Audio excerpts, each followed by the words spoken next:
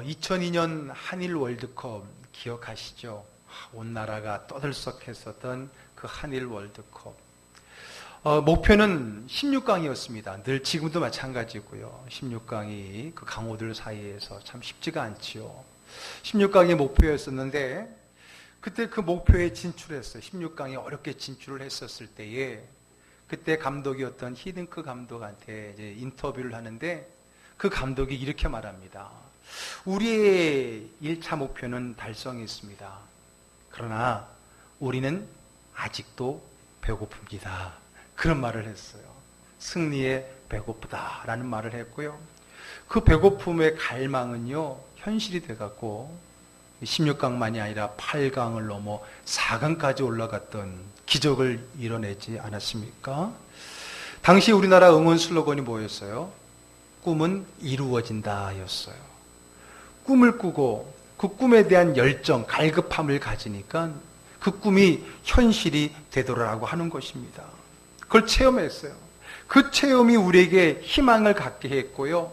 그 희망에 대한 열정을 갖는데 큰 도움이 되었었던 적이 있었습니다. 우리말에도 목마른 자가 우물을 판다라는 말이 있습니다. 그런 갈급한 마음이 그 꿈을 향해 한 걸음 더 가까이 가게 하는 그런 매개체가 될 수 있다라고 하는 것이죠. 우리의 꿈에 대한 열정이 목마름이고요. 그 목마름이 있을 때 비로소 꿈을 이루어갈 수 있다라고 하는 거죠. 자, 우리는 이제 삼복더위, 더군다나 이제 오늘로서 장마는 끝이고 내일부터는 또 본격적인 더위라고 하는데 우리는 이 삼복더위에 이 팔복의 은혜의 말씀을 통해서 우리 이 더운 여름을 은혜로 믿음으로 이겨내려고 합니다. 자, 그 중에 오늘 이제 팔복의 네 번째 복에 대한 말씀이 오늘 본문의 말씀인데 그 복은 다름이 아니라 의에 줄이고 목마른 자에게 주어지는 복입니다. 자, 마태복음 5장 6절을 읽겠습니다. 의에 줄이고 목마른 자는 복이 있나니 그들이 배부를 것이며. 예, 줄이고 목마른 자. 무엇에? 의에 줄이고 목마른 자가 복이 있다는 겁니다. 그럼 여러분, 의가 뭡니까? 여기서 말하는 의는 뭘까요? 한 가지 분명한 것은 세상이 말하는 의와 성경에서 말하는 의는 다르다라고 하는 거죠. 세상의 기준으로서의 의가 아니라 하나님 나라, 하나님 앞에서의 의는 그것과는 기준부터가 다릅니다. 여러분, 성경에는요, 이 하나님의 의에 대한 얘기가 참 많이 나옵니다. 어쩌면 이 성경 전체가 다 하나님의 의가 무엇인지, 하나님의 의의 사람, 의인으로 살아가는 것이 무엇인지를 아마 어쩌면 성경 전체는 그것을 이야기하고 있는지 몰라요. 그러므로 여러분, 그 하늘의 의, 하나님 앞의 의를 설명한다면 많은 시간을 요하고 많은 연구가 필요할 겁니다. 끝도 없을 겁니다. 그러나 설계 도움을 위해서 제가 그 의를 감히 간단하게 한마디로 요약을 해본다라고 한다면 하나님 앞에서의 의, 성경이 말하는 의가 뭐냐? 그건 다름이 아니라 하나님께 나아가는 믿음이라는 겁니다. 뭐라고요? 하나님께 나아가는 믿음. 그게 하나님 앞에서의 의예요. 의. 내가 착하고 성실하고 내가 삶이 정말 의로워서 의인이 아니라 우리는 그것에 보면은 비추어 보면은 부족하지만 하나님을 향한 믿음의 마음, 하나님은 그것을 어여삐 여기시고 그것을 의로 여겨주시고 그러한 사람을 의인이라고 칭해 주신다라는 거예요.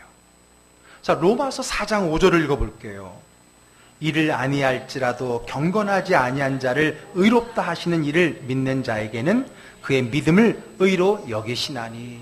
예, 세상적 기준, 아니 하나님 기준 앞에서도 의로울 수 없는 우리지만은 그러나 의로우신 자 예수를 믿는 믿음을 보고서 우리를 의롭다라고 인정해 준다는 거예요. 그래서 이신칭의라는 말이 있죠. 믿음으로써 의롭다 칭함을 받는다라고 하는 것입니다. 그렇습니다. 성경에서 의라고 하는 것은 믿음입니다. 그것 다름 아닌 하나님 앞에 나아가는 믿음이에요. 자, 구약의 시편은 이 의를 기준으로 사람을 의인과 악인으로 구분합니다. 사실 성경 전체가 다 그래요. 세상 기준이 아닌 이 믿음의 기준으로 의인과 악인을 나누게 되고 시편의 150편의 전체는 이 의인과 악인의 삶을 이야기해 주고 있습니다. 그 중에 첫 번째 편, 시편 1편은 그 모든 말씀의 서론격인데 그 1편의 첫 절, 그 두 번째 절 한번 읽어볼까요? 복 있는 사람은 악인들의 꾀를 따르지 아니하며 죄인들의 길에 서지 아니하며 오만한 자들의 자리에 앉지 아니하고 오직 여호와의 율법을 즐거워하여 그의 율법을 주야로 묵상하는도다. 아멘. 예, 여기서 복 있는 사람이 누구예요? 의인을 이야기하는 겁니다. 하나님 앞에 의롭다라 칭함받는 그 사람이 복이 있는데 그들은 어떤 사람이냐? 어떤 삶을 살아가느냐? 뭐예요? 여호와의 율법을 즐거워하여 그의 율법을 주야로 묵상하며 살아간다는 겁니다. 그게 바로 의인과 악인의 대조입니다. 의인은 누굽니까? 하나님의 말씀을 즐거워하며 그 하나님의 말씀을 통해 날마다 하나님을 향해 나아가는 자들, 그들을 성경은 하나님은 의인이다, 의라고 이야기하는 겁니다. 그러므로 의라는 것은 하나님 앞에 나아가는 믿음이 맞는 거예요. 하나님 앞에 나아가는 믿음이 하나님 앞에 의예요. 이렇게 하나님께 나아가는 믿음의 의, 하나님께서 인정하시는 삶을 살아가는 의인들이 오늘 복의 네 번째 주인공이 되는 겁니다. 자, 그런데 여러분, 여기서 한 가지 더 언급할 것은요, 여기서 의인이라고 하는 것은 완성된 의인을 이야기하지 않습니다. 사실 우리들 가운데는 완성된 의인은 아무도 없습니다. 오직 누구만이, 오직 예수님만이 완전한 의인이시지요. 우리는 그 완전에 비하면 턱없이 부족합니다.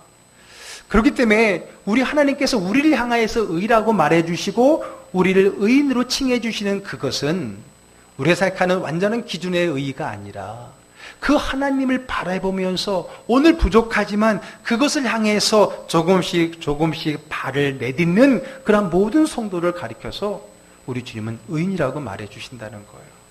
그러므로 수준의 차이나 높낮이 차이는 있을 수 있겠지만은 하나님을 갈망하며 하나님을 바라보며 하나님을 향해서 믿음의 삶을 간구하며 나아가는 저와 여러분 모두는 하나님 앞에서 누구라고요? 의인이라고 하는 것입니다. 그런 의미에서 의인은 하늘을 향한 마음, 갈급한 심령을 가르칩니다. 오늘 표현처럼 배에 줄이고 목마른 자, 하나님을 향한 믿음, 하나님을 향해 배고프고 목마른 갈급한 심령이라는 거예요. 그 의인이 바로 줄이고 목마른 자죠. 자, 그러면 오늘 의에 줄이고 목마른 자의 모델, 주인공은 누구냐는 거예요. 우리는 팔복의 그 주인공들을 성경에서 하나씩 찾아서 실제적인 삶으로 가보고 있지 않습니까? 자, 오늘 의에 줄이고 목마른 자의 모델은 누구예요? 바로 사도행전에 등장하는 백부장 고넬료가 의에 줄이고 목마른 자의 모델이 되었습니다. 자, 오늘 본문의 1절 읽어볼게요. 가이사랴에 고넬료라는 사람이 있으니 이달리아 부대라 하는 군대의 백부장이라. 예, 가이사랴는 어디냐? 이스라엘 땅의 서쪽 지중해 변에 있는 도시입니다. 우리로 말하면 서해안 쪽이나 마찬가지겠죠. 서해안 지중해 쪽에 있는 도시인데 이름을 보면 가이사랴, 황제, 로마 황제죠. 카이사라, 시저를 얘기하는 거죠. 즉 로마에 의해서 분봉왕으로 세워진 헤롯이 그 로마의 황제에 감사하는 마음으로 황제의 이름을 단 도시를 만들어요. 그게 바로 가이사랴 지중해에 있는 도시입니다. 자, 그런데 그 가이사랴 그곳에 누가 있었다고요? 이달리아 부대. 이달리아 부대는 이달리아라고 성경에 써 있지만 우리가 아는 용어로서는 이탈리아라고 말하면 돼요. 로마가 이탈리아 그 반도에 있잖아요. 그 이탈리아 부대, 로마의 그 정예 부대가 그곳에 주둔하고 있었죠. 왜냐하면 로마의 속국이기 때문에 로마에서 파병한 이탈리아 그 부대가 로마의 귀족들이 중심이 되어진 그 부대가 바로 그 가이사랴 도시에 파병되어 있었는데 거기에 오늘 이 고넬료는 그 군대의 계급이 뭐였어요? 백부장이었습니다. 백부장은 100명의 부하를, 100명의 병력을 움직일 수 있는 지도자, 상급자를 백부장이라고 이야기하죠. 뭐 장교 정도 됐겠죠. 그래서 여러분, 그러한 사람이 오늘 이 의에 줄이고 목마른 자의 주인공이라고 하는 겁니다. 한번 생각해 보세요. 로마의 속국인 유다의 주둔한 로마 군인이다. 한마디로 여러분 그 신분 자체는 로마의 백부장이라고 하는 것은 로마의 식민지였던 유대 입장에서 보면 상당히 위협적이고 권위가 있는 그러한 자리라고 하는 거죠. 그런데 성경은 그러한 통치국가의 군인이고 장교였던 그가 어쩌면 그와는 어울릴 것 같지 않는 그러한 삶을 살아가고 있다라고 이야기하고 있어요. 2절 읽겠습니다. 그가 경건하여 온 집안과 더불어 하나님을 경외하며 백성을 많이 구제하고 하나님께 항상 기도하더니, 경건하여 하나님을 경외하고 구제하고 항상 기도에 힘쓴다. 여러분, 이것은 아주 경건한 유대인 바리새인들 얘기하고 있는 게 아닙니다. 누구예요? 이방인, 로마의 군인, 식민지 국가의 어쩌면 가장 위협적인 존재. 지금 그를 설명하는데 가장 경건한 사람을 설명하는 설명으로 설명하고 있다라고 하는 거예요. 대단하다는 거죠. 여러분 생각해 보세요. 물론 그가 언제부터 하나님을 믿게 되었는지는 알 수 없어요. 그러나 오늘 본문에 보게 되면 그뿐만 아니라 그의 집안 자체가 다 하나님을 믿고 있었다라고 말합니다. 여러분, 그 상황을 본다면 사실 그 백부장이었던 고넬료가 그 하나님을 믿는 환경은 쉽지가 않습니다. 한번 생각해 보세요. 정복당한 망한 나라의 종교입니다. 그것을 정복한 통치국의 그것도 고위직에 있는 사람이 그 망한 나라의 종교를 믿는다는 건 쉽지가 않겠죠. 어쩌면 그것이 그에게는 이력에는 책 잡힐 일이 될 수밖에 없을 줄 몰라요. 물론 로마가 다신 종교였고 어느 종교든지 아직은 그렇게 큰 핍박이 일어나지 않고 있다고 본다면 그런 상황이긴 하지만은 어쨌든 그게 쉬운 일이 아닙니다. 근데 여러분, 그가 정복자인 군인이 정복당한 나라의 종교에 심취해 있을 뿐만 아니라 늘 사모하고 그 믿음의 깊은 은혜 자리에 있다는 것이 오늘 2절이 설명하는 고넬료의 모습이었던 겁니다. 그리고 무엇보다도 하나님은 그의 믿음을 아셨습니다. 뿐만 아니라 그의 믿음을 귀하게 여기셨습니다. 그래서 여러분, 한 번은 그가 기도하는 가운데 환상 가운데 나타나셔서 그에게 이렇게 말씀을 하십니다. 4절 읽겠습니다. 고넬료가 주목하여 보고 두려워 이르되 주여 무슨 일이니까? 천사가 이르되 내 기도와 구제가 하나님 앞에 상달되어 기억하신 바 되었으니. 예, 내 기도와 구제가 하나님 앞에 상달되어 기억하신 바 되었다. 여러분, 이 말이 얼마나 여러분 감동이고 은혜인지 몰라요. 사실 우리 모두가 소망하는 말씀 아닙니까? 우리의 믿음이 하나님께 상달되었다. 그 말은 뭐예요? 하나님께 올라갔다. 하나님이 인정했다는 거예요. 여러분들의 기도가 하나님 앞에 인정받는 기도가 되기를 주님 축복합니다. 그러면 여러분, 우리의 기도가 하나님 앞에 인정받았다는 것은 곧 무엇을 기대할 수 있어요? 기도의 응답을 기대할 수 있잖아요. 그렇잖아요. 여러분, 우리의 믿음이 하나님 앞에 인정을 받았다. 우리의 기도가 하나님 앞에 인정을 받았다. 그것보다 귀한 열매가 어디 있습니까? 그리고 하나님이 기억하신 바 되었다. 하나님 머릿속에 강하게 박혀 있으니 머지않아 주의 때에 그 기도가 이루어지지 않겠습니까? 자, 그런데 문제는 기도만이 아니라 기도와 무엇이라고 얘기하고 있어요? 기도와 구제예요. 자, 그 말은 오늘 이 백부장 고넬료라는 사람의 신앙은 막연한 하나님과의 관계만의 믿음이 아니었다는 거예요. 그 말이 무슨 말이냐? 신앙이라는 것은 항상 하나님 사랑, 이웃 사랑, 위로 옆으로 수직과 수평이 만나는 십자가의 믿음이라고 늘 이야기하잖아요. 오늘 이 백부장 고넬료는 하나님과의 기도의 관계뿐만 아니라 이웃을 향한 구제, 사실 통치의 계급의 사람이 보기에 통치민으로서 유대인들에게 얼마나 많은 구제가 필요한 게 많겠어요. 그것을 외면하지 않았다는 겁니다. 오늘 그의 기도만이 아니라 그의 구제, 하나님을 향한 믿음만이 아니라 이웃을 향한 실제적인 신앙의 실천이 하나님의 마음에 기억되었다라는 거예요. 자, 그러니 얼마나 믿음이 하나님 보기에 좋았겠습니까? 어여뻤겠습니까? 자, 그런데 아직 그는 누구를 몰라요? 아직 예수님을 몰라요. 하나님에 대한 믿음은 있지만 이제 새롭게 예수 그리스도를 통해 세워진 그리스도의 믿음이 아직 그에게 없었던 겁니다. 자, 그때 하나님이 이제 그에게 그 복음의 진수인 예수님에 대한 복음을 전해주시기 위해서 하나님이 마음을 먹게 된 거예요. 그리고 무엇보다 그의 마음이 열려 있었어요. 왜? 그의 마음이 늘 하나님을 향해 열려 있고 목마름과 배고픔 속에 있었기 때문에 그래요. 늘 사모하는 마음으로 하나님을 향해 있었던 거지요. 늘 하나님의 은혜를 간구하며 하나님을 바라보았던 겁니다. 그런 그에게 하나님이 말씀하신 겁니다. 아니, 그런 갈급한 자세였기 때문에 하나님의 말씀을 들을 수 있는 겁니다. 제가 하는 표현을 잘 이해하셔야 됩니다. 그런 사람이 하나님의 말씀을 받을 수 있고 그런 자세일 때 하나님의 말씀을 들을 수 있다는 거예요. 하나님은 그에게 욥바에 있는 예수님의 제자 누구죠? 베드로를 불러서 그에게 복음을, 말씀을 들으라고 가르쳐 줍니다. 그랬을 때 고넬료가 어떻게 했어요? 즉각 순종합니다. 즉각 순종. 이게 바로 하나님을 갈망하는 자가 취하는 태도입니다. 하나님 말씀하세요. 하나님의 말씀을 기다리는 그 눈빛에 떨어지는 말씀은 즉각 순종하게 되어 있는 거예요. 그게 갈급한 자의 자세이지 않습니까? 하나님을 사모하며 하나님을 향해 열려있는 믿음은 하나님 말씀에 순종하게 되어 있어요. 그래서 사람들을 보내어서 욥바 시몬의 집안에 있는 그러한 베드로를 데리고 오게 됩니다. 초청하게 됩니다. 자, 사람들이 가서 이제 베드로에게 자기 주인이 누구라는 것을 밝히면서 초청을 하게 되는데 그 갔던 사람들이 자기의 주인이 누구인가를 설명하는 대목을 한번 눈여겨봅시다. 자, 22절로 내려갑니다. 읽습니다. 그들이 대답하되 백부장 고넬료는 의인이요 하나님을 경외하는 사람이라 유대 온 족속이 칭찬하더니 그가 거룩한 천사의 지시를 받아 당신을 그 집으로 정하여 말을 들으려 하느니라. 예.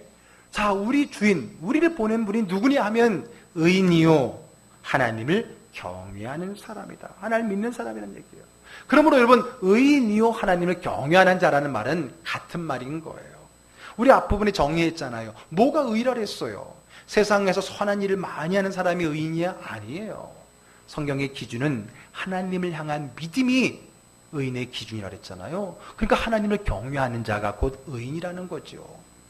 그뿐만 아니라 구제를 통해서 사람들에게 칭찬을 받는 자기 주인을 이야기하면서 그분이 당신을 청하여 말씀을, 복음을 들으려고 우리를 보냈습니다 라고 정중하게 초청을 하게 됩니다. 자, 이미 베드로는요 환상을 통해서 누가 올지를 알고 있었죠. 또 그가 오기 전에 이미 하나님께서 베드로는 여전히 유대인이잖아요. 편견 많은 유대인, 그의 마음의 편견, 이방인에 대한 편견을 환상을 통해 깨셨고 이미 고넬료가 사람을 보낼 것이고 그러므로 가라는 이야기를 받았기 때문에 그는 주저하지 않고 그들을 따라서 이방인 장교 고넬료의 집에 가게 됩니다. 자, 갔더니요 고넬료와 그의 가족만 있는 게 아닙니다. 고넬료는요 이미 사람들 많이 초청해냈어요. 자기의 친척들과 그리고 가까운 친구들까지 다 모아놓고 기다리고 있었습니다. 그리고 25절 읽어볼게요. 읽습니다. 마침 베드로가 들어올 때에 고넬료가 맞아 발 앞에 엎드려 절하니. 자, 여러분 2절을 지금 25절을 그냥 읽어버리면 안 됩니다. 왜냐하면 25절의 사건은 엄청난 사건이기 때문에 그래요.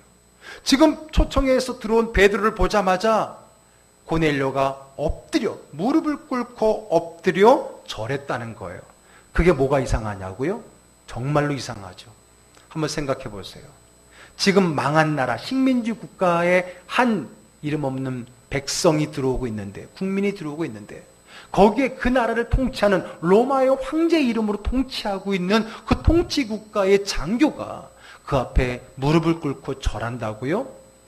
당시의 상황으로서는 도무지 볼 수 없는, 아니 이해할 수 없는 장면이 펼쳐지고 있다라고 하는 겁니다. 그 장면을 보고 다 놀랐을 겁니다. 오히려 따라갔던 유대인들은 더 놀랐을 겁니다. 늘 자기들에게 위협적인 존재고 핍박의 존재고 권세를 가지고 괴롭혔던 그 존재의 직분에 있는 사람이 베드로 앞에 무릎을 꿇어 엎드려 절한다라고 하는 것은 그들을 놀라게 했다라고 하는 거죠. 그러면 여러분 이게 뭘까요? 야, 베드로가 고넬료가 믿음만 좋은 줄 알았더니 참 사람도 좋구나. 물론 좋지요. 참 겸손하구나. 그렇게 말할 수 있을 거예요. 그러나 여러분, 단순한 인간의 인격적인 겸손이 아닙니다. 오늘 베드로에게 무릎을 꿇고 절하는 것은 단순한 인간적인 관계의 예를 지키는 것이 아니라 이것은 그가 들고 온 하나님의 복음 앞에 무릎을 꿇는 믿음의 자세인 것입니다. 여러분, 그러므로 오늘 고넬료가 복음을 들고 온 베드로 앞에 무릎을 꿇었다라고 하는 그 마음, 그 자세가 인간적인 관계의 어떤 성품이 아닌 하나님 말씀에 대한 사모하고 배고파하며 간절히 그의 말씀을 기대하는 그의 신앙의 자세라는 것을 우리는 알 수가 있다라고 하는 거예요. 우린 여기서 그가 얼마나 복음에 배고프고 목이 말라 있는지를 알 수가 있죠. 여러분, 이 말씀을 대하는 자세, 그것은 그의 믿음의 상태를 이야기합니다. 늘 제가 강조하지만 기대함이 믿음입니다. 사모하는 게 믿음입니다. 제가 늘 이야기하잖아요. 오늘 그 하나님 말씀에 대한 간절한 마음이 믿음이라고 하는 거예요. 여러분, 그 마음의 자세를 본 베드로가 깜짝 놀랐을 거예요. 그리고 그 마음의 의도를 알았던 베드로이기 때문에 얼마나 감격스러웠을까요? 얼마나 감격스러웠을까요? 하나님의 그 말씀 복음 앞에 낮아지고 갈급함으로 무릎 꿇은 그 고넬을 보면서 그 베드로의 마음이 얼마나 벅차고 먼저 그가 은혜를 받았을까요? 여러분, 이미 마음의 자세가 되어 있는, 이미 은혜 받을 준비가 되어 있는 사람 앞에서 설교자의 마음을 저는 누구보다 잘 알고 있습니다. 저도 매주 설교를 하러 올라서면요, 여러분들 한 사람 한 사람을 다 바라봅니다.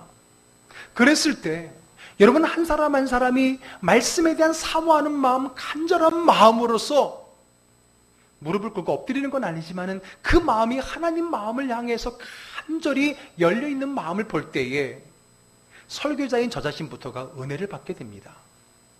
제가 외부로 설교를 가고 집회를 가게 될 때도요, 처음부터 제가 은혜를 받고 강단에 설 때가 있어요. 그게 있는 거예요, 여러분. 영적인 그 마음의 자세가 보이는 거예요. 보이는 거예요. 여러분, 다 여러분 그런 마음들이 서로 간에는 볼 수 있잖아요. 그랬을 때 간절한 마음으로, 기대하는 마음으로 그 말씀을 받는 그 자세를 바라볼 때 사실 전하는 자부터가 은혜를 받게 되는 걸 보게 돼요. 근데 여러분, 그거 아셔야 됩니다. 설교자가 은혜 받으면 그날 예배는 끝입니다. 무슨 말인지 알겠어요? 전하는 자가 은혜를 받게 되면 그날 그 하나님이 부어주신 은혜는 모든 자에게 더 충만히 임한다는 사실을 믿으시기를 바랍니다. 아멘. 설교하기 전에 은혜를 받는 자가 보이는 것, 이건 모든 설교자의 마음이에요. 자, 그래서 여러분 따라해 봅시다. 믿음은 자세다. 뭐라고요? 자세. 믿음이 자세라는 거예요. 무슨 자세요? 간절하게 말씀을 들으려고 하는, 오늘 이 말씀이 나에게 주신 말씀이라는 마음으로 간절하게 바라보는 그것이 은혜예요. 제가 여러분 지난번에도 부흥회를 하기 전에 먼저 준비하기 전에 글을 그랬잖아요. 부흥회 은혜 받을 자는 언제 정해지느냐? 준비할 때부터 정해진다. 예배의 은혜 받는 자는 언제 정해지느냐? 예배를 준비할 때부터 정해지는 거예요. 왜? 마음밭이 옥토가 되면 떨어진 말씀마다 열매를 맺는 거예요. 그러나 여러분, 내 자세가 그래 어디 한번 해봐, 내가 은혜 받나, 어떻게 나를 한번 해봐, 그런 마음으로 앉아있으면요 설교자도 힘든 거예요. 왜? 아무리 씨를 뿌려도 길가와 같이 튕겨나가고 그렇잖아요. 근데 어떤 마음밭은 떨어지는 말씀마다 아멘 아멘 하면서 받는 그 자세를 볼 때 그 안에 역사가 일어나고 그 안에 부흥이 일어난다라고 하는 거예요. 죄송합니다. 갑자기 강아지가 떠올라서 강아지 예를 들면, 여러분 강아지가 주님이 막 밥 주려고 할 때 딱 바라보는 그 눈빛 보셨어요? 간절하게 바라보면서 뭐를 주기만 하면 막 그쪽에 반응할 준비가 되어 있는 그 강아지 별 피우가 안 좋은가요? 사람도 마찬가지, 모두가 마찬가지. 그런 마음에 있을 때 여러분 그런 자세로 예배를 참여해 보셔요. 그런 마음의 자세에 하나님의 은혜가 갈급함의 체험이 일어나는 줄로 믿습니다. 어떤 자세가 잘 생각이 안 나면 제가 가르쳐 드릴까요? 우리 여성분들 드라마 볼 때 그 자세 말하는 거예요. 그 WWW를 볼 때에 제 아내의 자세를 옆에서 다 보면은, 이야, 완전히 은혜 받을 준비가 다 되어 있어. 어떤 대사에도 아멘 아멘 하고 보는 것 같아. 바로 그 자세. 항상 기대하고. 이미 마음의 문이 열렸잖아. 이미 마음의 문이 열려서 어떤 메시지가 오더라도 은혜 받을 준비가 되어 있는 그 갈급함. 오늘 그 갈급함의 마음이 바로 그 고넬료가, 그 권위와 위협적인 자리에 있는 그가 말씀을 들고 온 베드로 앞에 무릎 꿇는 그 자세가 바로 그 자세라고 하는 겁니다. 여러분 생각해 보세요. 저는 상상이 돼요. 베드로가 얼마나 열정적으로 설교했을까요? 앞에도 말씀드렸지만 설교자가 은혜 받으면 역사가 일어나는 거예요. 오늘 이 자리에도 역사가 일어났습니다. 44절 읽어볼게요. 베드로가 이 말을 할 때에 성령이 말씀 듣는 모든 사람에게 내려오시니, 베드로가 이 말을 할 때 성령이 임합니다. 왜요? 베드로의 말씀의 권세도 있지만은 그 말씀을 받는 자세의 그 믿음 때문에 성령이 임하게 되는 겁니다. 여러분, 그런데 누구에게요? 모든 사람. 고넬료의 가족뿐만 아니라 그가 초청했던 친척과 그리고 그곳에 있는 친구들까지. 그래서 여러분, 오늘 이 고넬료의 집은요, 사도행전 2장의 성령의 임재의 장소였던 마가의 다락방과 같은, 즉 제2의 마가의 다락방이 되었던 겁니다. 성령의 그 강한 임재, 주님의 은혜를 기다리고 성령을 사모하며 전혀 기도에 힘썼던 그 마가의 다락방에 120명 문도에게 임했던 그 성령의 사건이 오늘 이방인, 유대인들도 아니고 이방인인 그 고넬료의 가정 속에 똑같이 사모하는 마음으로 말씀을 들었을 때에 그 자리에도 성령의 충만한 역사가 일어난 줄로 믿습니다. 아멘. 성령의 충만한 역사가 어디 일어납니까? 그 말씀을 사모하며 기대하며 간절히 간구하는 자에게 임하는 줄로 믿습니다. 오늘도 하나님 말씀을 간절히 기대하는 저와 여러분들에게 하나님께서 성령을 통해서 충만케 해주실 줄로 믿습니다. 아멘. 그 장면을 보고 이방인들에게도 성령이 임하는 사실을 보고 신자들이, 유대인들이 더 놀랐습니다. 45절 읽어볼게요. 베드로와 함께 온 할례 받은 신자들이 이방인들에게도 성령 부어주심으로 말미암아 놀라니. 예. 이제 이 복음은 유대인의 것만이 아니었습니다. 이제 하나님 말씀을 사모하고 갈급하는 모든 사람들의 것이었던 거예요. 드디어 예수의 말씀처럼 예루살렘과 온 유대를 뛰어넘어서 사마리아와 땅끝 이방인들에게까지도 성령의 복음의 역사가 흘러가고 있었던 겁니다. 오늘 땅끝과 같은 이 이방인의 집에서 역사가 일어난 거예요. 베드로는요, 멈추지 않고 그들에게 세례를 주었고요, 그들과 함께 따랐습니다. 그냥 함께한 게 그냥 함께 했겠습니까? 하나님 말씀을 더 체계적으로 가르쳐서 성숙케 하는 일까지 했다라고 하는 겁니다. 여러분 어떻습니까? 은혜를 사모하는 자 고넬료, 늘 하나님을 향한 믿음으로 배고파하고 목말라하는 그에게 어떤 역사가 일어났습니까? 여러분, 우리 지금 네 번째 복이 어떻게 돼요? 의에 줄이고 목마른 자는 복이 있나니 어떻게? 그들이 배부릴 것이며. 어땠어요? 오늘 고넬료가 영적으로 은혜를 갈급하고 배고파 있을 때에 어떻게 됐어요? 배고픔이 채워지지 않았어요. 배부름의 역사가 일어났다라고 하는 거예요. 성령의 충만함이잖아요. 배부름은 충만함이잖아요. 이 말은 다른 말로 채움입니다. 여러분, 채움의 전제는 뭐예요? 비움이잖아요. 우리가 많이 배웠죠. 비움이 있어야 채움이 있다. 그런데 여러분, 비웠다고 저절로 채워지는 거 아닙니다. 비움과 채움 사이를 연결하는 게 뭐예요? 갈망이에요. 갈망. 비움을 채우고자 하는 그 영적인 갈망이 있어야 채워지는 것이지, 비웠다고 무조건 채우는 게 아닙니다. 배고파함, 목말라함, 즉 기대하고 사모하여 갈급해야 된다는 거예요. 한마디로 뭐예요? 찾아야 된다는 거예요. 사슴이 시냇물을 찾는 것처럼. 시편 42편 1절 2절 읽겠습니다. 하나님이여, 사슴이 시냇물을 찾기에 갈급함같이 내 영혼이 주를 찾기에 갈급하나이다. 내 영혼이 하나님 곧 살아계신 하나님을 갈망하나니. 우리가 하나님을 갈망하니 마치 목마른 사슴이 시냇물을 갈망하여 찾아 헤매는 것과 같다라고 하는 거예요. 찾고 갈망해야 됩니다. 가만히 있는다고 물이 채워지는 것은 아닙니다. 그래서 예수님께서도요, 마태복음 7장 7절에 이렇게 말씀하셨습니다. 읽습니다. 구하라 그리하면 너에게 주실 것이요, 찾으라 그리하면 찾아낼 것이요, 두드리라 그리하면 너희에게 열릴 것이니. 아멘. 구하라, 찾아라, 문을 두드려라. 뭐예요? 갈망하는 거예요. 찾는 거예요. 나의 이 비움을 느끼며 체험을 간구하는 거예요. 그럴 때 하나님이 채워주시고 열어주시고 찾게 하시는 줄로 믿으시길 바랍니다. 누가 배부를 수 있어요? 줄이고 목마른 자, 줄이고 목마름을 갈급함으로 채우기 위하여 애쓰는 자, 하나님이 채워주시는 거예요. 유대인의 관원이자 바리새인이었던 니고데모는요, 자기 영적인 갈급함을 때문에 밤중에 예수님에게 찾아왔다가 영생의 비밀을 깨닫게 됩니다. 사람들이 죄인이라고 불렀던, 그러나 영적으로 갈급했던 세리 삭개오는 그 갈급함 때문에 예수를 만나고자 돌무화과 나무, 즉 뽕나무 위에 올라갔다가 주님을 만나서 그와 그의 가족이 구원을 얻게 되었습니다. 에티오피아 내시는 그 갈급함을 하나님 말씀을 통해 찾으려고 갈급하게 하나님 말씀을 읽다가 성령님께서 보내주신 빌립을 통해서, 그 말씀을 통해서 그리스도의 복음을 믿게 되는 역사가 일어났던 것을 보게 됩니다. 의에 줄이고 목마른 자가 복이 있습니다. 아니, 그것을 아는 자, 그래서 몸부림치는 자가 복이 있습니다. 그는 곧 영적으로 충만함, 배부름의 은혜를 경험하게 되는 겁니다. 자, 여러분들은요, 무엇에 갈급해 하십니까? 여러분들 무엇에 배고프십니까? 12시니까 당연히 밥에 배고프시겠죠.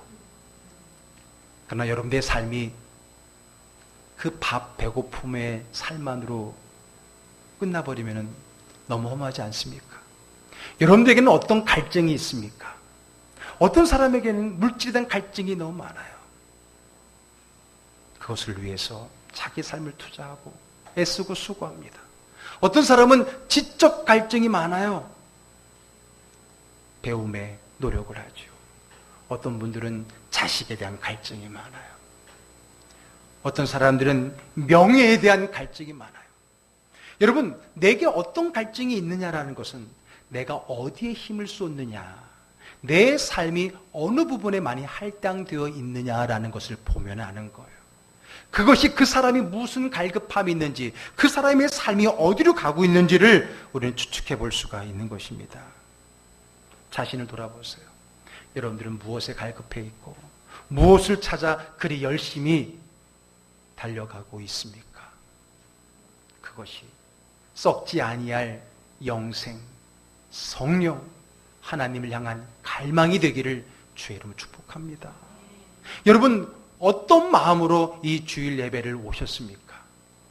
그냥 또 오늘도 주일이구나, 습관적인 마음에 오셨습니까? 아니면 오늘을 일주일 동안 기다리고 오늘 이미 우리는 제목도 다 미리 다 나오는데 오늘 의에 줄이고 목마른 자가 어떤 누구일까? 그 은혜는 무슨 은혜일까를 갈망하고 그 말씀의 은혜를 듣기 위한 마음으로 여기에 오지는 않았습니까? 그런 마음이 없다면 물론 그럼에도 불구하고 하나님의 강권함의 역사를 통해서 하나님의 은혜를 부어주시기도 하지만은, 그러나 많은 경우에는 갈급한 자에게 하나님의 은혜가 임하고 갈급한 자가 은혜를 발견하게 되는 것을 우리가 보게 됩니다. 오늘 드리는 이 주일의 예배가 늘 간절히 기대하며 사모하며 찾아오는 예배의 자리가 되기를 주의 이름으로 축복합니다. 뭐 별거 있겠어. 뭐 1시간 빨리 그냥 잘 어떻게 하다가 맛있는 밥이나 먹고 와야지, 그런 마음이 아니라 오늘은 하나님께서 나에게 목사님의 입술을 통해서, 목사님이 아니라 오늘 하나님이 목사님의 입술을 통해서 오늘 이 본문과 이 제목을 가지고 나에게 무슨 말씀을 하실까?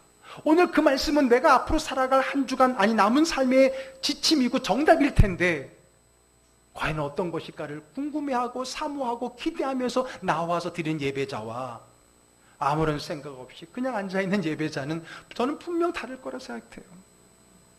바라고 원하기는 간절히 예배를 사모하며 예배드리는 자가 되기를 주의 이름으로 축복합니다. 여러분, 그런 마음으로 하나님 말씀을 받을 때, 그런 말씀으로 성경을 읽고, 그런 마음으로 기도를 하고, 그런 마음으로 주님 앞에 나올 때 하나님은 그들을 어떻게 하신다고요? 배부르게 해주신다는 거예요. 그들의 영적 갈급함을 채워주신다고 하는 거예요. 요한복음 4장 14절을 보겠습니다. 사마리아에서 물가의 여인이 목마름으로 나왔어요. 물론 그것은 우물에서 퍼먹는 물이지만은 사실 그 말씀의 전체를 살펴보게 되면 그것은 단순한 한 모금의 물이 아니라 영혼의 물이라는 걸 알아요. 왜냐하면 후반부로 가게 되면 그게 예배 이야기로 바뀌잖아요. 그랬을 때 그 사마리아 지역, 즉 하나님보다 우상을 섬기며 영적인 갈급함 때문에 여러 우상을 섬겼지만 그 안에서 갈급함을 해결하지 못해서 더 갈급함 속에 나와 있는 그 여인에게 주신 예수의 말씀을 들어봅시다. 읽습니다. 내가 주는 물을 마시는 자는 영원히 목마르지 아니하리니 내가 주는 물은 그 속에서 영생하도록 솟아나는 샘물이 되리라. 아멘. 여러분, 우리가 갈급해하는 것은 무엇입니까? 그 갈급한 것을 채웠을 때 내 영혼의 만족이 있습니까? 아니면 그저 내 삶의 만족으로, 잠시의 만족으로 지나고 나면 허무함 속에 끝나버리는 것이 여러분들이 추구하는 것은 아닌지 돌아보시기 바랍니다. 그리고 우리 이제는 영혼이 목마르지 않는 영생의, 생명의, 성령의 그 믿음의 은혜의 갈급함을 가지고 믿음으로 나아가서 오늘 주님 말씀하신 것처럼 의에 줄이고 목마른 자, 그런 갈급함으로 주님을 찾는 자가 누리는 배부름의, 채움의, 충만함의 그 복이 여러분들의 삶을 통해서 넉넉히 나타나기를 주의 이름으로 축복합니다. 아멘. 기도하겠습니다.